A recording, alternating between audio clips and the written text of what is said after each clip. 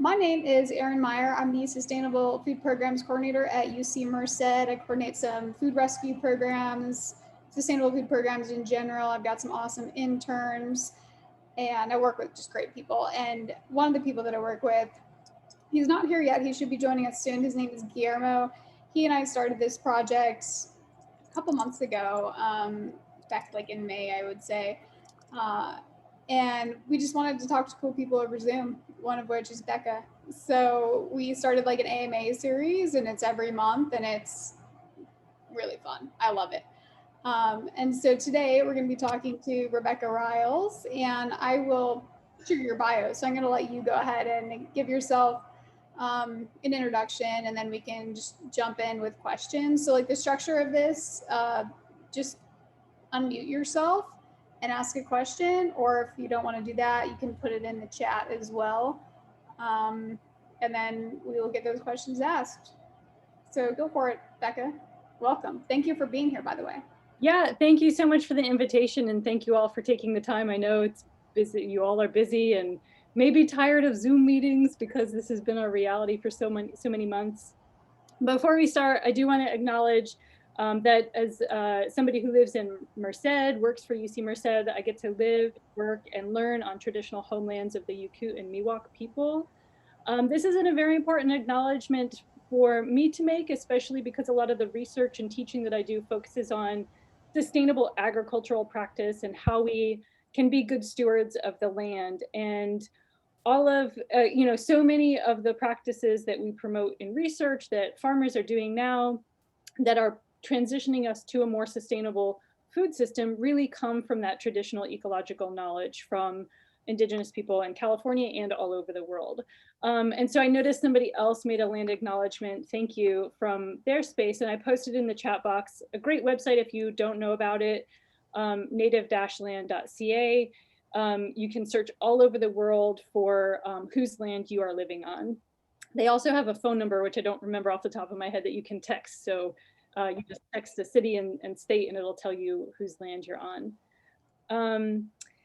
Let's see, so where to begin? Yeah, like Erin said, we can have this be a conversation. It can go wherever you want it to go. I was feeling a little bit nervous, like this is my qualifying exams again. It's a bit intimidating to be asked anything, but I also think it's a lot of fun, and I'm excited to see where this conversation goes. Maybe I'll just give you a little bit of background about the kind of work that my lab group and I do so that you can direct questions around that or really around anything. I think Erin invited me because Saturday was World Soil Day, which is a day established by the UN Food and Agricultural Organization as a way to acknowledge the importance of soils for people, for the planet, and for all of the services that soils provide to us. And so soils are a big part of my research program, a big part of my teaching profile. I guess I'm ultimately motivated by this question: how do we grow healthy food for a growing population in an equitable way while protecting ecosystems and the services they provide? That's a big goal. It's one of the biggest sustainability challenges that I think we face today. I don't necessarily tackle all parts of that question, but I try to keep that question as my framework and my kind of motivation for how I do my work. So some of the themes of research that we do in my lab, one theme is all about climate change solutions through organic recycling in agricultural systems.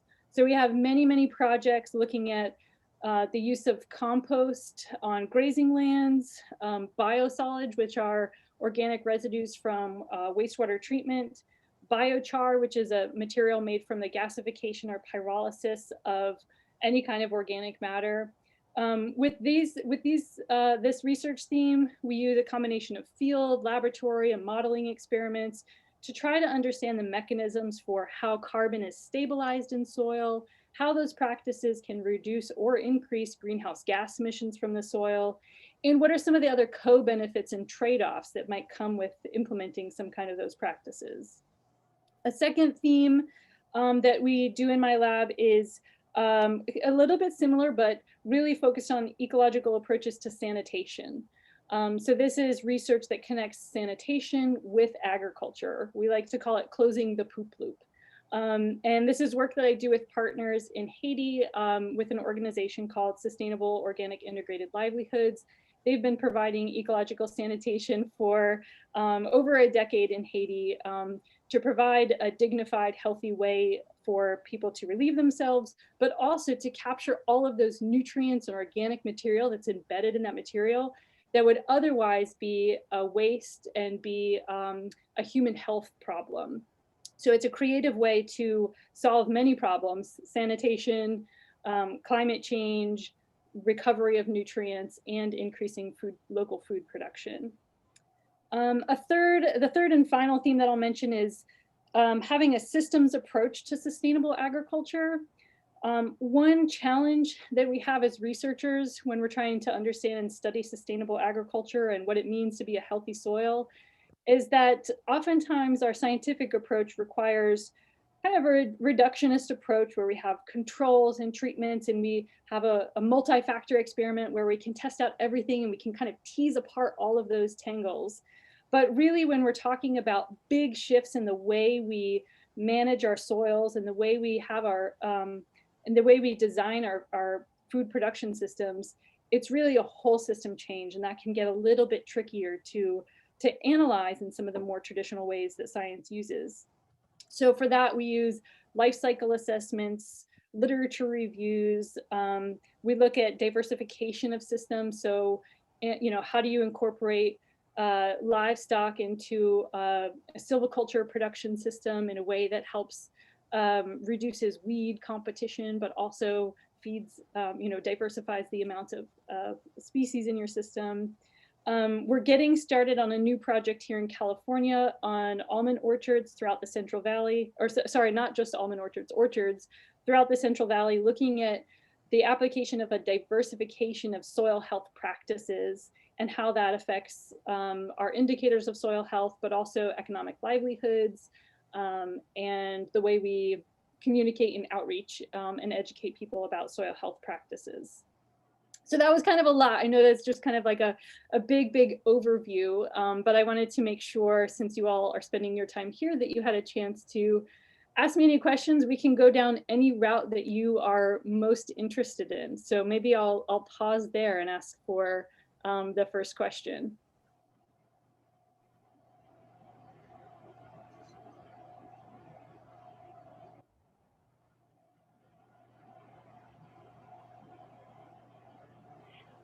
Becca, I was curious in terms of the orchard research that you're doing, if you're also looking at water use and sustainable water use for almonds, for example. Yeah, absolutely. So one of the biggest co-benefits you get from maintaining healthy soils is not just carbon that's sequestered in that soil, taken out of the atmosphere, but how that relates to water, water retention in the soil. So in general, soils with higher organic carbon or organic matter act as a sponge, and they can really retain a lot more soil than soils with a lower amount of carbon in them. So for that project, we're working with the first phase of the project will be with 5 different orchard farmers in a number of spaces in their farm. And we are outfitting all of their land with soil moisture sensors so that we can really track and quantify how water retention in the soil will change with these practices. And we expect that it will. In other work that I've done, we see that if you increase soil carbon, you tend to increase the ability for that soil to hold water and nutrients as well. Yeah, so that's a big motivation for, I didn't mention it, but that particular project, it's an interdisciplinary project. We have researchers on the team, economists, folks from the Resource Conservation District, and the farmers who are part of that project will be getting paid for their time and their land, for their contribution to the project. And they also get these soil moisture sensors and all of the data that can be shared with them.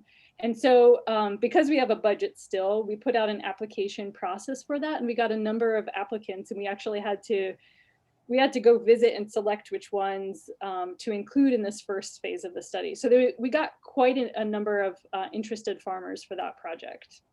We don't have any data from that yet, unfortunately, but I'm very excited to get it started. We'll start our first set of field sampling this spring.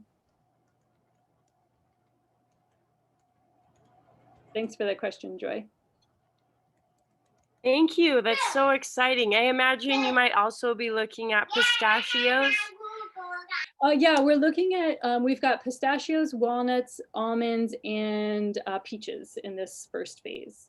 We do have a second phase to the study that's going to include even more orchards.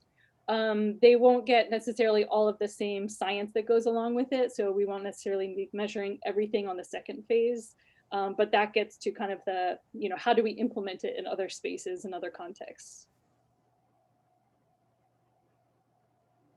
Exciting research. Thank you. Thanks, Joy.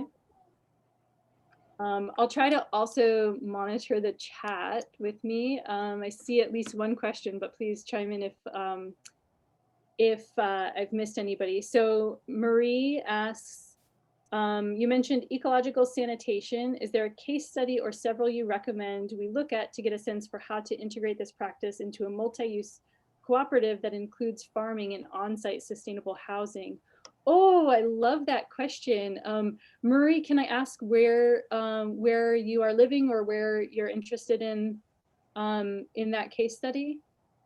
Hi, Rebecca. Thank you. Actually, I don't have a site. This is a new approach for me. I'm trying to learn about all the different puzzle pieces, and so I have sort of a lot of different efforts going on at the same time, one of which is trying to locate land and also understand the legal and financial impacts. So I don't have a site. I'm hoping to keep it in California, possibly Northern California. But that's about as much as I know thus far. Sorry, I can't be more specific. No, that's great. Well, I was asking because, country-wise, there might be different, states have different policies in place also. And so, so for the work that we do in Haiti, I'm happy to share the papers. We have a bunch of blog posts too. I can maybe forward those to Erin to share with you all.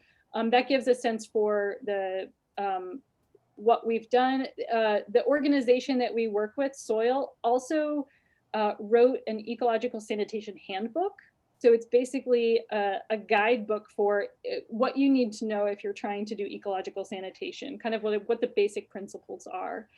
Some of the application of those principles might be different depending on your context. If you have policies or the structure of your community or cultural practices and values in your region. But that guidebook is a really good kind of first look at the how-tos to make sure that you're doing it in a safe way. I also know, I don't know too much about this organization. I've been meaning to get in touch with them, but I just haven't since I've been here. But there is an organization in Occidental. I can't remember their official name, but they do some kind of composting of human waste at their space. I don't know too much about it other than that's a California-based thing to look at, and I can share that with you. And I should also mention that there's a lot of farmers who are doing very small scale humanure or ecological sanitation. Like they might have one composting toilet on their farm. They might do a little bit under the radar, but they're making that compost and using it. So there is also something called the Humanure Handbook that is a little bit more of that smaller scale. So if your community is, your household or your small community, where you only might need one toilet, like a composting toilet might achieve that. The ecological sanitation that Soil does is really for actually thousands of people. So they have container-based toilets that they place in households. Then they go and collect those toilets and bring it back to a centralized location for composting. So there's kind of two models depending on what scale you're operating at. Yeah, and I see somebody else asked, how do we access that guidebook? Erin, what's the best way if I have follow-ups to send out to people? Will you have this list that I can kind of send links to afterwards? Yeah, so what I'm going to do afterwards is this will be posted to YouTube, and then I will send out the recording. I'll also send out a form for like anyone that wants to nominate someone for like the next ANA. So there's like a bit of a follow-up email, and within that you could either, it might be best if you just respond without going to PCC everyone. So instead, email them to me and I'll put them in that initial email. Okay, great. Thank you, Erin. Yeah, so Deborah, yeah, I'll share it through that. And you can also look at Soil's website. Soil stands for Sustainable Organic Integrated Livelihoods, but if you just type in Soil Haiti, their organization will pop up on Google first. Thank you so much.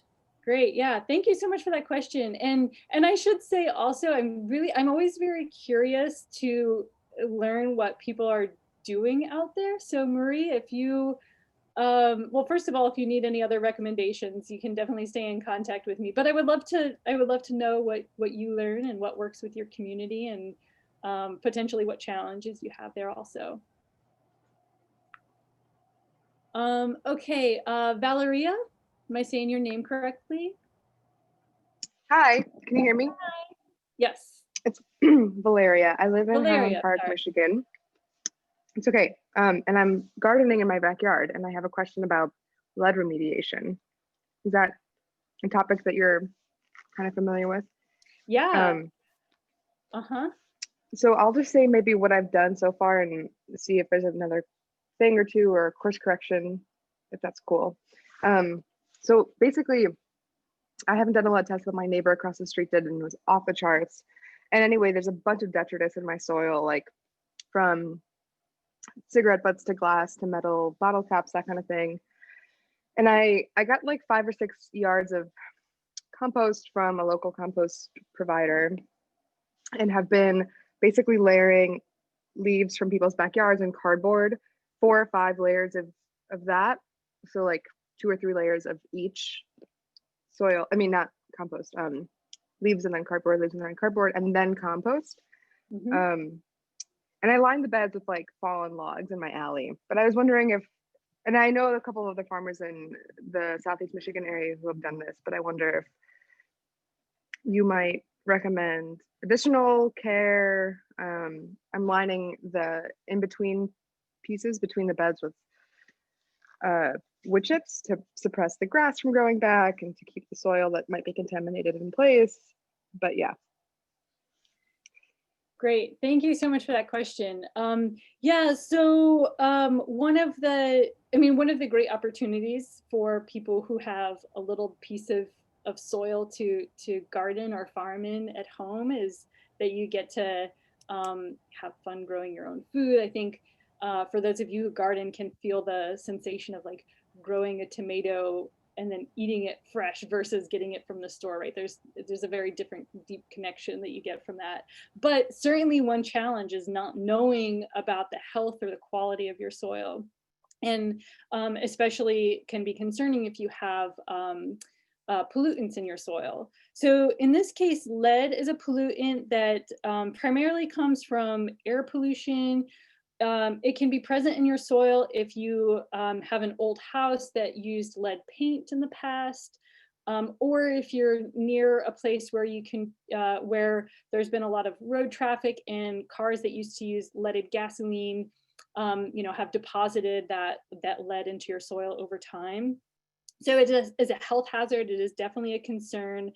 A couple good things to know is that the lead doesn't really get absorbed into the tissues of the plants so much. So the plants aren't necessarily taking up the lead from the soil, but you can get lead contamination on your food from the particles of the soil. So it sounds, Valeria, it sounds like you're doing some really good things. One good way to tackle lead pollution in your soil is by adding a lot of organic material, using a lot of compost.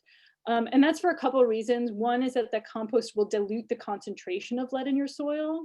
You'll just have so many other things in your soil. You're building up more soil, so you're diluting it. But also compost can create these complex organic complexes that bind some of that lead. So even though you might have a lot of lead in your soil, it's being bound into the soil, and you're not, it's not, you know, being kicked up as dust and put back into the air and put onto your plants. So in one way, that compost is actually protecting you from that lead contamination.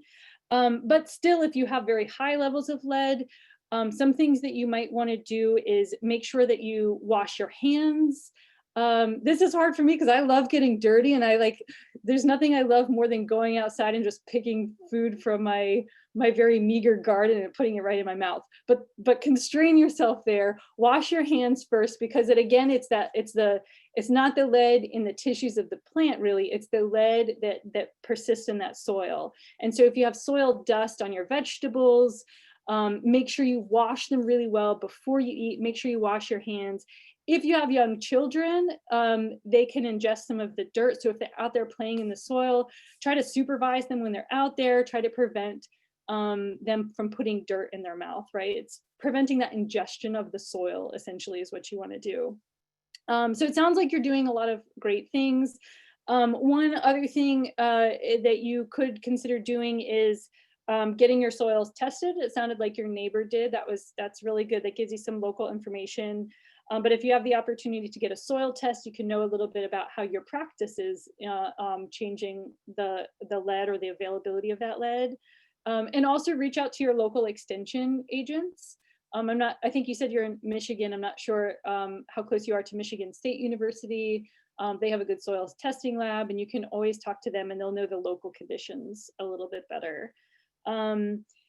And let's see, yeah, I know you said you're not using raised beds, but for others who are concerned about this, you know, a good preventative way is also to use raised beds, so that you kind of build up your soil with compost or other potting soil that you bring in. So you're minimizing your interaction with potential contaminants in that soil.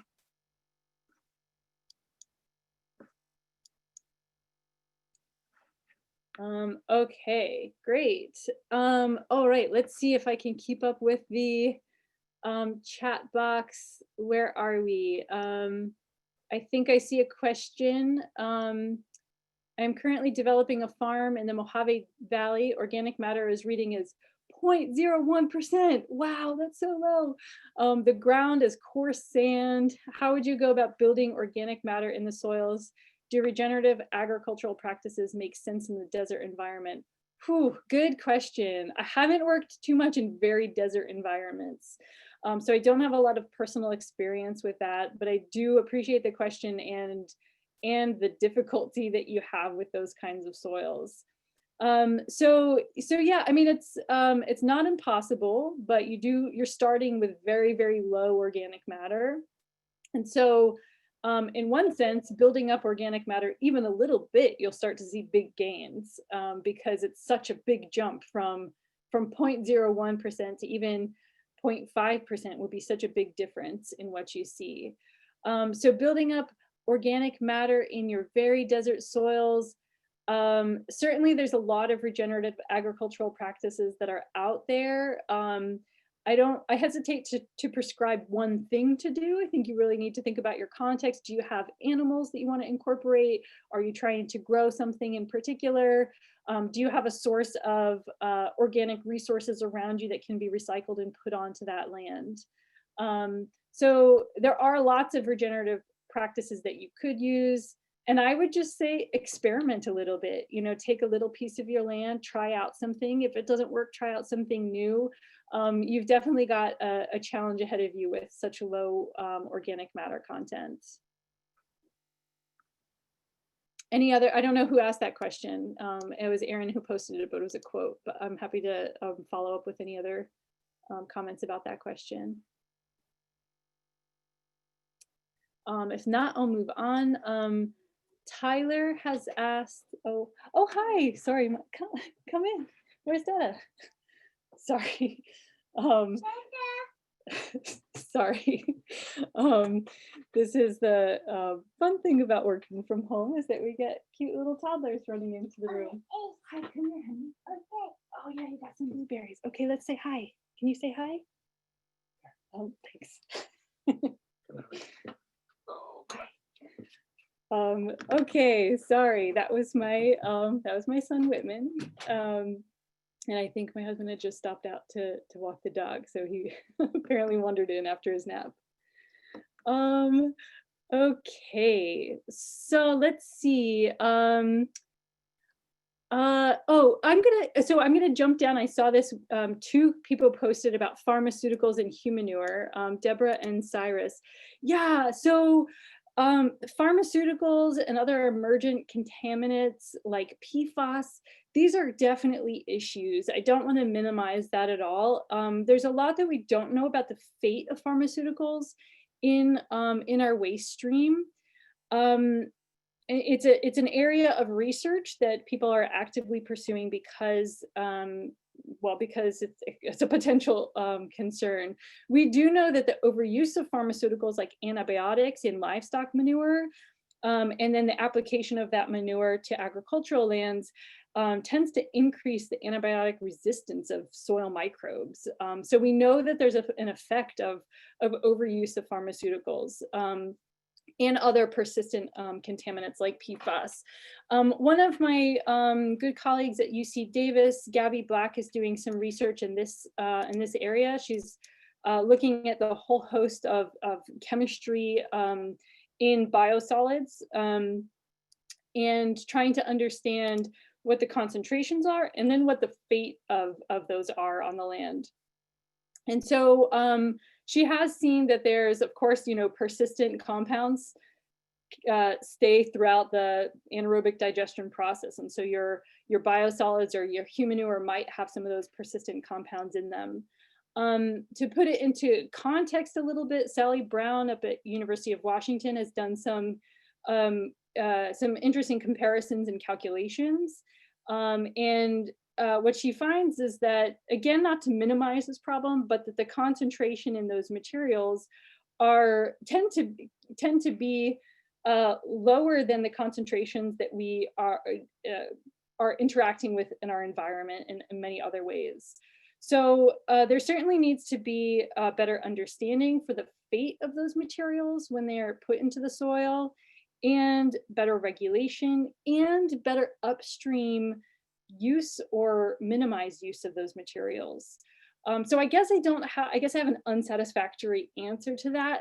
It's just, I guess I echo your concerns about needing to better understand how pharmaceuticals are used in the environment, or used and then end up in the environment in those kinds of ways. But just also to say that there's some good research out there happening right now to try to understand that. Let's see. Okay, so I'm just reading from the chat because they're in that order, but I think feel free to raise your hands or jump in at any time if there's follow-up, if you don't want me to leave a topic. Otherwise, I'll just move on to the next one. So Tyler asks, regarding soil carbon sequestration, what is the residence time of carbon held at certain depths? Should carbon be held in the plow zone, 30 centimeters, be considered impermanent? Would this affect the feasibility of certifying soil carbon sequestration as carbon offsets? So many good questions packed into one comment. Thanks for that. So a few kind of basic principles of soil carbon, or I guess generalizations. Well, first, carbon in the soil, we can think of it as a dynamic process. It's not the fact that when carbon goes into the soil, it stays there. It is the fact that carbon is an ecosystem process, just like plants grow and die and cycle through. And so when we're talking about soil carbon sequestration, we're really referring to the balance of inputs and outputs of carbon into the soil over a given time.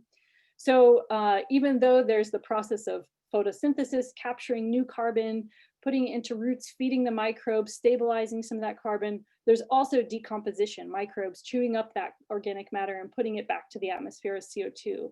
So it's really the balance of those two ins and outs that will result in a net carbon loss or gain. And so your question about, oh, and then depth. So, you know, in general, there's more soil carbon at the soil surface. And as you go down, the concentration of carbon goes down. But even though there's less of it at depth, carbon that's held at lower soil depths tends to stay a lot longer. It tends to be more protected by soil aggregates and more bound to minerals and can stay there for centuries or even millennia. Your question, what is the residence time of carbon at certain depths? There's no one residence time. It really depends on your system. In general, carbon tends to stay longer if it's deeper and tends to turn over faster in the surface soil. But even within those depths, there's this gradient of fast turning over carbon and slow turning over carbon. And if you get a microbe down below in deep soils, you can really change that process. So a lot of that's, you know, what's happening in the permafrost right now is we're seeing thawing of that permafrost in these deep soil carbon layers. Even though some of that carbon's very deep, we've changed the environmental conditions that now that carbon is accessible for microbes and can be decomposed. So there's not necessarily one time, it really depends on the context. And should carbon held in the plow zone be considered impermanent? This is an interesting question, and I think people take different approaches to it. So ultimately, all carbon is impermanent because these molecules are cycling.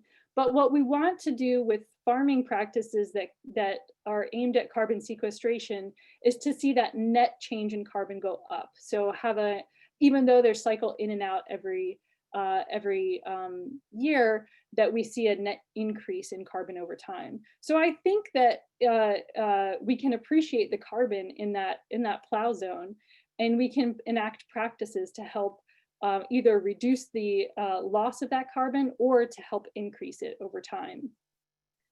And then your last question about certifying soil carbon sequestration as offsets, like in annual cropping systems.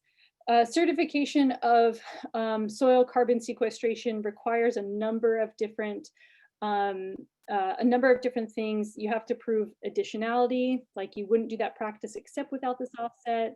That there's no leakage, that, you know, meaning that if you do this practice here, you're not, and you gain carbon, you're not doing something else to offset that and then losing carbon somewhere else. And a number of other different, it's not really regulations because they're voluntary, but a number of other different parameters that have to be enacted. So if a carbon offset protocol is rigorous, then I would feel comfortable using carbon that's held in that surface soil.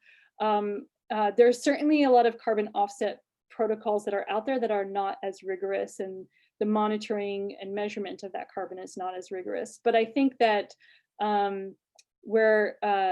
you know, we need to act on climate change, and increasing soil carbon is one great bridge to do that. And interestingly, we're seeing a lot of investment in this very recently. Here in California, we have something called the Healthy Soils Program that comes from our cap and trade funds throughout the state. So we have a state cap and trade system to tackle climate change. Some of that money is pooled into this program, and farmers now can access new money to implement carbon sequestration practices.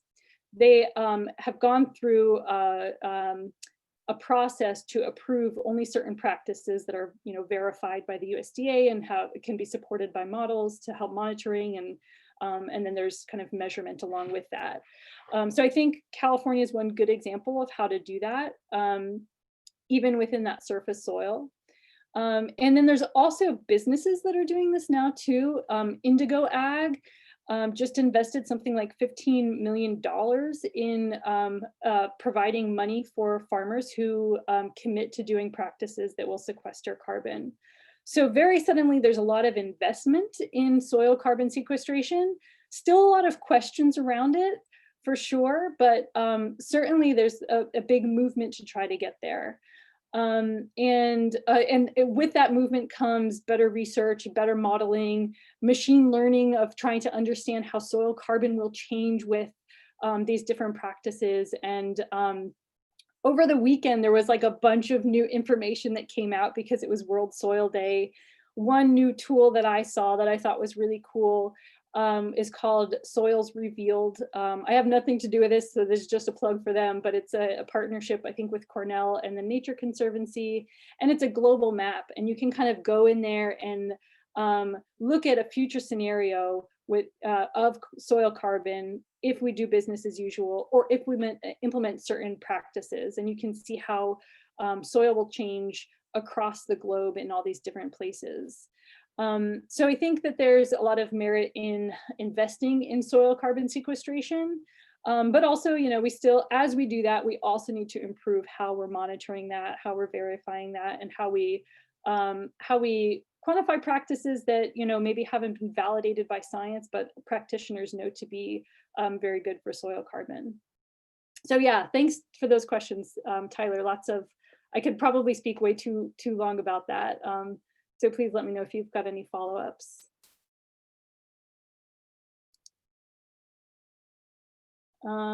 Okay, so Valeria, just wanted to bump my place in the stack. Don't want to type the question all out. Valeria, did I get your question there? Yes, you did. Okay, great. I put in another one, but you can ignore it or save it for last about fermenting urine. Oh, okay, okay. All right, so maybe I'll go on and we can circle back to that. Okay, so I see the next one from Cyrus.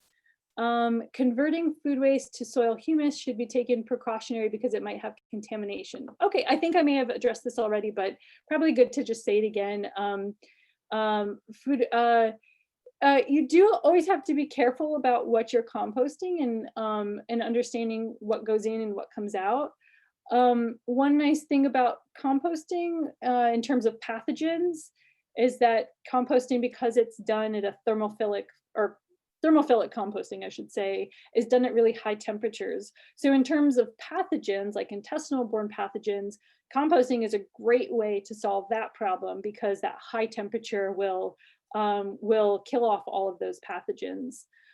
We know that there's some compounds that composting, again, because of those high heat conditions, will degrade certain compounds, but some other compounds like PFAS or some pharmaceuticals might persist. So thanks again, Cyrus, for that point. It's a really good point to make. I see Michael asks, share your insights if fermentation composting is safe if lactobacillus is used in the fermentation process. That is by using food waste to become soil humus via fermentation process.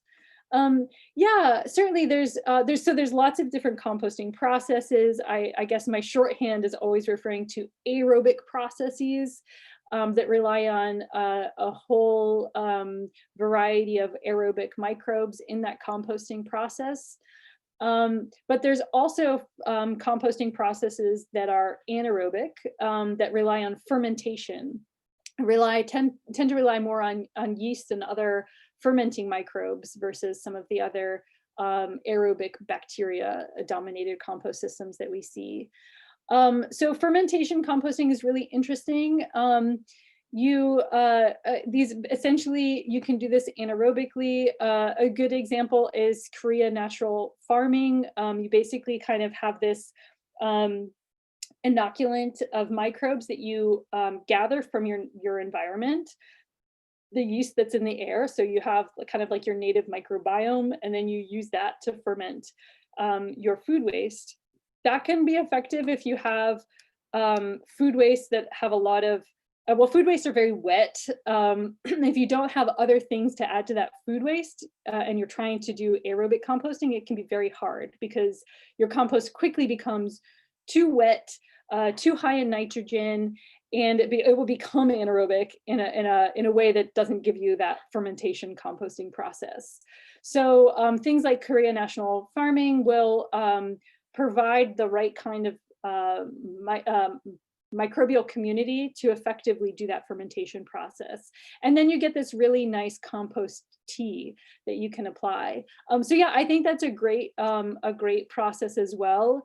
Some trade-offs are that, well, I guess one benefit is that it tends to happen faster. So in a much shorter time, you can do fermentation composting.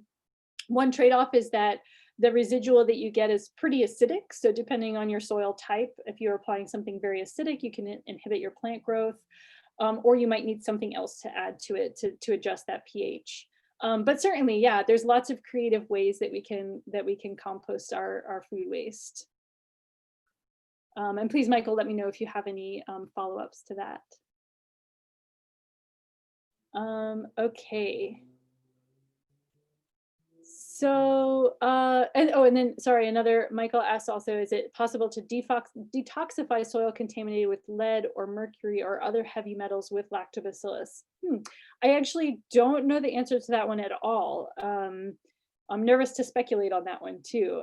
That's something I can look into for you, but I'm not sure about the role of lactobacillus with heavy metal contamination. If anybody does know, please speak up. Okay, let me see. Valeria says, in my fermentation studies of kimchi, kraut, kombucha, etc., I stumbled across fermenting human urine simply by peeing in a bucket and letting it ferment for some time. Is that a thing? I like how you asked that. Is that a thing? I don't know. I've never heard that as a thing, but potentially it is. I'm wondering how the smell was for you. Did you get it to ferment in a way that didn't smell so much like ammonia?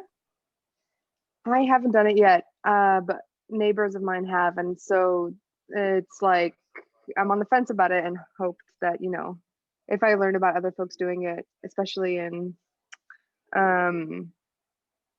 hygienic ways, then maybe I'd give it a try. Yeah, so sorry I don't have more information, but I just made a note for myself to check that out because I don't know about that. Urine is a tricky one. Urine is so packed with nutrients. It's got a lot of nitrogen in it. It's got a lot of phosphorus, potassium, and a lot of it is wasted in ways that we can't recapture that. So certainly recapturing the nutrients from urine is a great thing if we can do it well. It can be challenging because if you're doing this at a community scale, collecting all that urine and transporting it, it's just a lot of volume. I'm not sure about fermenting it at home and seeing what that does. I'm curious to see what you find out about that. So Peter asks, can you talk about no-till farming? How much carbon is released through tilling, and how does tilling affect soil quality and health? Excellent question. Thanks, Peter. So tilling, if those of you who are not familiar with that term, it basically means plowing up the land in a way that really turns it over. It breaks up the structure of that soil. A lot of farmers till the land to make it more workable. If you have an annual cropping system, you can till up the land. You can till up all the weeds that are there, and you can plant your seeds in a way that it doesn't require a lot of work. You just need the plow, and then you can just go plant things. So for kind of efficiency on the short term of things, we've relied a lot, we being kind of, you know, our more large scale industrial farming uses tilling because it's more efficient at the practices that we're using. In general, there's a lot of carbon that's released through that process. Tilling breaks up the structure of soil, and in doing so, it opens up space to oxidize the carbon that's there. It gives microbes that might have otherwise had this very diverse habitat to hang out in all these different niches within that soil. Basically, everything's all thrown together. And so now it's like all the sugar in the soil is out and the microbes are just chewing it up. And a lot of that carbon has been oxidized and put into the atmosphere. And continued use of that, of tilling, basically prevents the buildup of that soil structure that provides those good soil aggregates. Soil structure is also good for water flow and nutrient retention as well. And that constant tilling tends to tends to reduce the diversity of soil microbes because they have less of those ecological niches within the soil. So it also, in addition to kind of oxidizing and releasing the carbon that's there, it prevents buildup of future carbon because it kicks back the life in the soil, essentially. And other aspects of soil health, soil structure, tilling can also reduce the ability for that soil to hold on to water.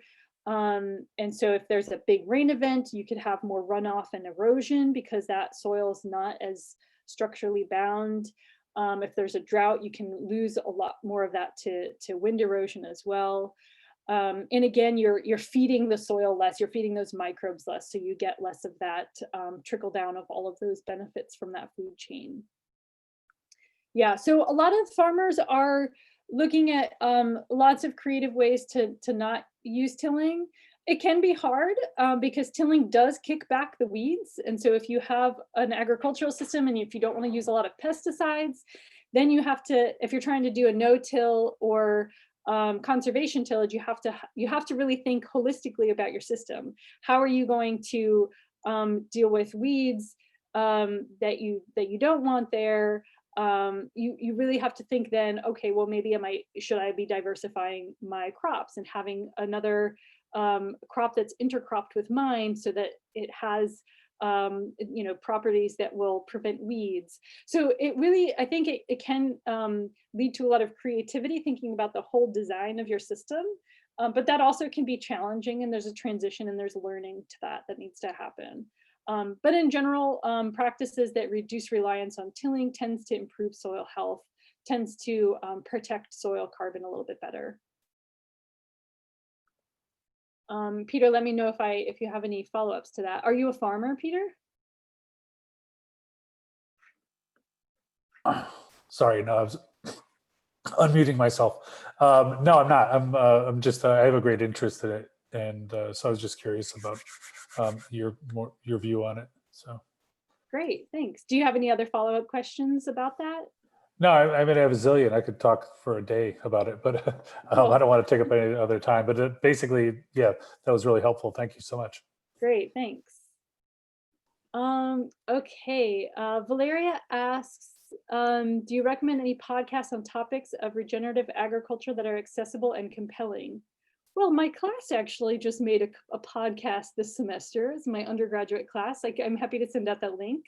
It's on SoundCloud. It's called The Voices of Sustainable Agriculture. So my students, since we weren't allowed to go on field trips this semester, my students all had the opportunity to interview an agricultural expert, very broadly defined, and ask them all sorts of questions. So it was cool. We got a PhD student who is from the Central Valley and told us her journey about growing up here and wanting to then do research to support sustainable agriculture. Engineers, technical experts. So I am happy to share that.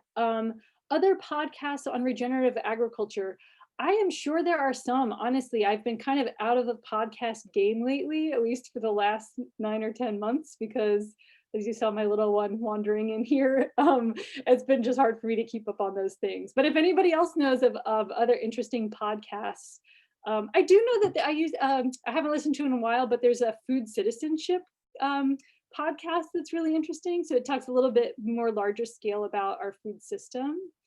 I would recommend, I think it's just called Food Citizenship. But if other folks have suggestions for podcasts, please speak up or write it in the chat. Okay, moving on. Joyce, I see, maybe not in your wheelhouse, but what are your thoughts for protecting impacted backcountries, front countries from large influxes of people who also need to relieve themselves? Oh, and then thank you for listing an article also.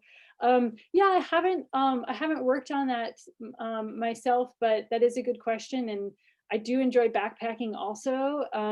So the kind of general advice for backpackers, if you're out in the high country, is, make sure that you use your shovel, you bury your waste, don't bury things like toilet paper, don't go close to a water body. So that's what you do as an individual. But certainly if there's a lot of people flocking to the woods all at the same time, that could be an issue. I'm excited to to see your article, Joyce. There was a student here at UC Merced, Julia Burmistrova, who did a research in collaboration with Yosemite National Park, looking at, this would not necessarily be for backpacking, but how the national park, they have a zero waste goal. So she did some research trying to understand if food waste can be combined through anaerobic digestion with the wastewater treatment plant, and how that affects methane production that then can be captured for energy production. So I know the national parks, many of the national parks have zero waste goals, so they are thinking about these things for sure. Thanks, Joyce. Okay, let's see. Valeria writes, I think I learned about this from Sador Elix Katz's tome on fermentation. As a non-scientist without a rep to risk, my sense around lactobacillus is that it wouldn't hold a candle to heavy metals. Would love to know more. Okay, so this is in response to the question about lactobacillus as a way to deal with heavy metal contamination. Is that correct? So actually the first piece that I was just referencing, the piece around fermenting urine, I think it was from the book by Senator Alex Katz, who's like huge guide in fermentation. And then I was also just speculating on using lactobacillus to ferment out heavy metals. Cool, thanks for that. Thanks for that contribution. Oh yeah, and Donna seems to agree. Lactobacillus probably wouldn't change the fundamental nature of the lead or heavy metal.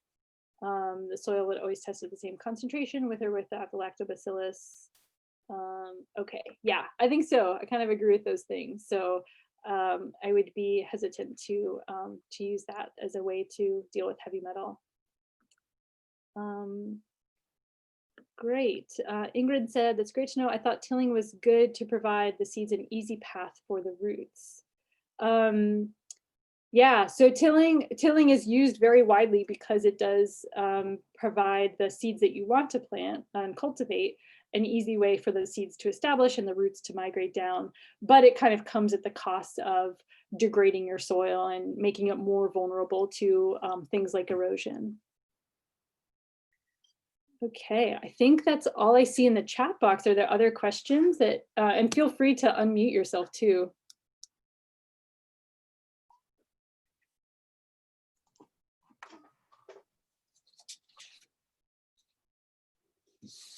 This is Joyce. I'll just say in that article, they basically came up with an idea because where they needed it, what they referenced was, it was areas where there's not really, you can't really dig a hole. So people are not, you know, doing what they should with their waste. But so they came up with a toilet that the pee is separated from the poo.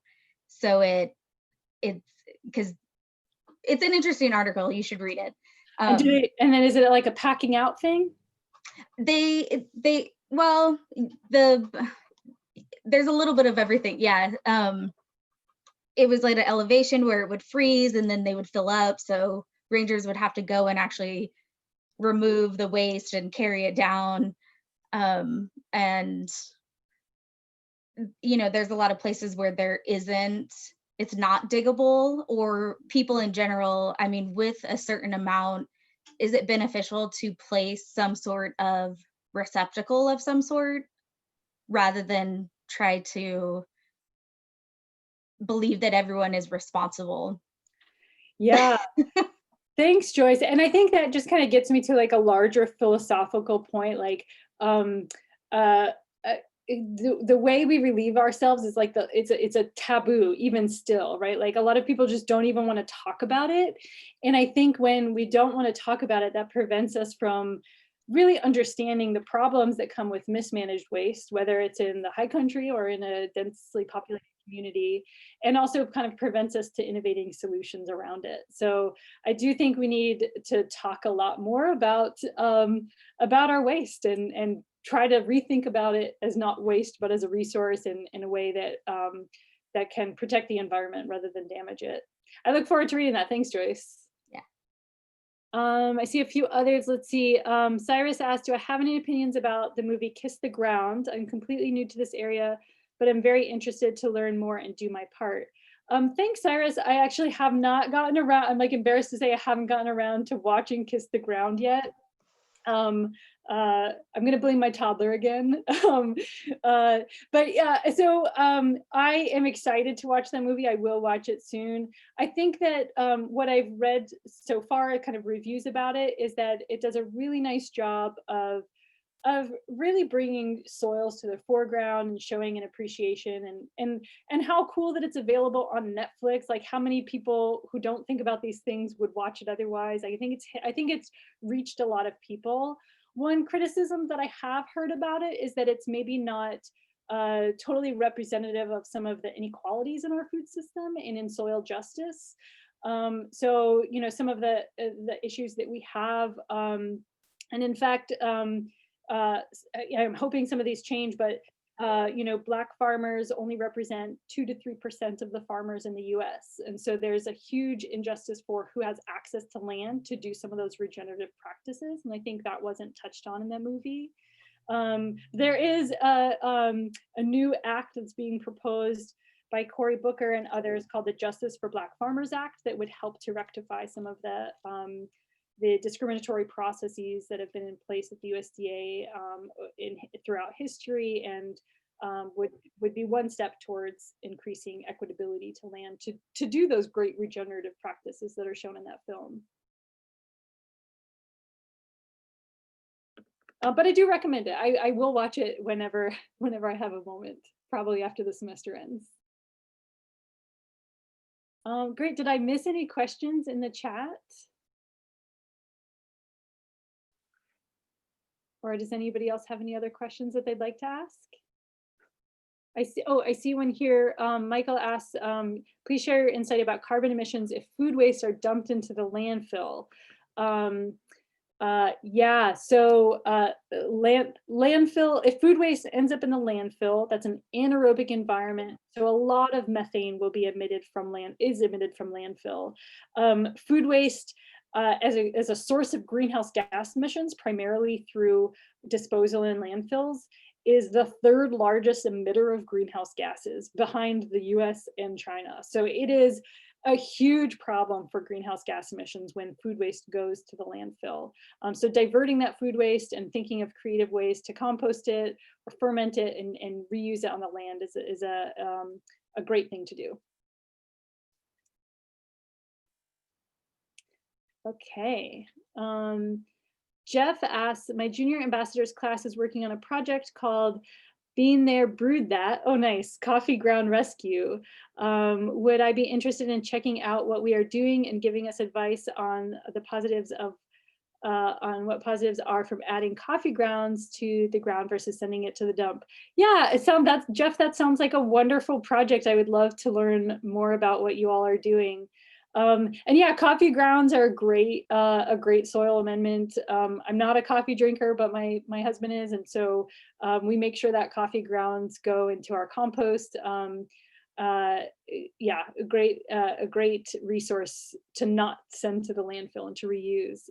So thanks, Jeff. I would love to check out what you're doing.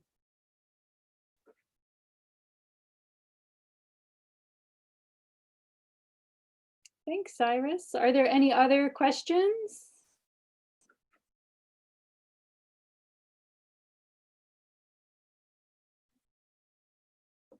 Thank you, Cynthia. Yeah, this has been amazing. I feel like I just learned so much.